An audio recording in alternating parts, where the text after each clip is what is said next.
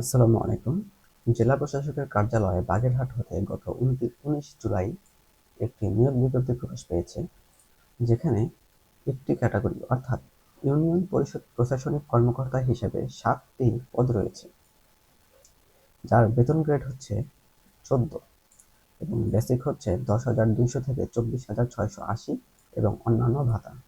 এই পদের আবেদনের জন্য যেকোনো স্বীকৃত বিশ্ববিদ্যালয় হতে কমপক্ষে দ্বিতীয় বিভাগ বা সমমানের সিজিপিএতে স্নাতক বা সমমানের ডিগ্রি লাগবে, অর্থাৎ অনার্স বা সমমানের ডিগ্রি লাগবে এবং কমপক্ষে রেজাল্ট সেকেন্ড ক্লাস এর সমমান হতে হবে। এই পদে আবেদনের জন্য অবশ্যই প্রার্থীকে বাগেরহাট জেলার স্থায়ী বাসিন্দা হতে হবে এবং বিবাহিত মহিলাদের ক্ষেত্রে স্বামীর স্থায়ী ঠিকানা বাগেরহাট হতে হবে। এই পদের জন্য 12 আগস্ট 2026 প্রার্থীর বয়স 18 থেকে 32 বছরের মধ্যে হতে হবে। আপনি যদি বাগেরহাট জেলার না হয়ে থাকেন, সেক্ষেত্রে আপনার জেলা এবং বাংলাদেশের সকল জেলার নিয়োগ বিজ্ঞপ্তি দেখতে চ্যানেলটি ভিজিট করুন। আবেদন করার জন্য টেলিটকের ওয়েবসাইট bcbagerhat.teletalk.com.bd এই ওয়েবসাইটে গিয়ে আবেদনপত্রটি পূরণ করতে হবে। আবেদনপত্র পূরণের সময়সীমা 22 জুলাই সকাল 10টা হতে 12 আগস্ট বিকাল 4টা পর্যন্ত। এই সময়ের মধ্যে আবেদন করে ইউজার আইডি পাওয়া ব্যক্তিরা পরবর্তী 72 ঘন্টার মধ্যে টাকা জমাদান করতে পারবেন। আপনি যদি এখানে আবেদন করতে চান কিন্তু আপনি নিজে আবেদনপত্র পূরণ না করতে পারেন, সেক্ষেত্রে আমাদেরকে মেসেজ দিয়ে আমাদের মাধ্যমে আবেদনপত্রটি জমা দিতে পারবেন। সেই জন্য ইউটিউব থেকে দেখে থাকলে ডিসক্রিপশন বক্সের ফেসবুক লিঙ্কে অথবা ফেসবুক থেকে দেখে থাকলে সরাসরি ইনবক্সে মেসেজ দিন।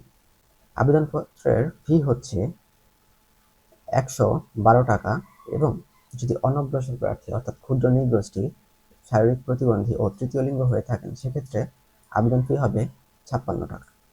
আবেদন ফি জমা দেওয়ার জন্য টেলিটকের যে কোনো প্রিপেড নম্বরে এই আবেদন ফি এর সাথে আরও অতিরিক্ত 6 টাকা যোগ করতে হবে এবং প্রথম এসএমএসটা লিখতে হবে ডিসি বাগেরহাট স্পেস দিয়ে ইউজার আইডি এবং পাঠাতে হবে 16222 নম্বরে। এরপর দ্বিতীয় এসএমএসটি লিখতে হবে ডিসি বাগেরহাট স্পেস দিয়ে ইয়েস, তারপর স্পেস দিয়ে প্রথম এসএমএস এর রিপ্লাই থেকে পাওয়া পিন নম্বর এবং পাঠাতে হবে 16222 নম্বরে। এর রিপ্লাইয়ে একটি ইউজার আইডি এবং পাসওয়ার্ড দেওয়া হবে, যেগুলো ব্যবহার করে পরবর্তীতে প্রবেশপত্র ডাউনলোড করতে হবে।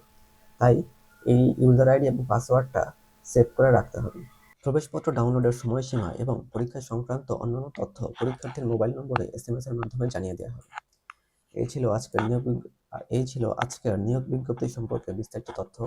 কারো যদি কোনো প্রশ্ন থাকে অবশ্যই কমেন্টে জানাবেন। আর নিজের আবেদনপত্র পূরণ না করতে পারলে অবশ্যই আমাদের সাথে যোগাযোগ করবেন।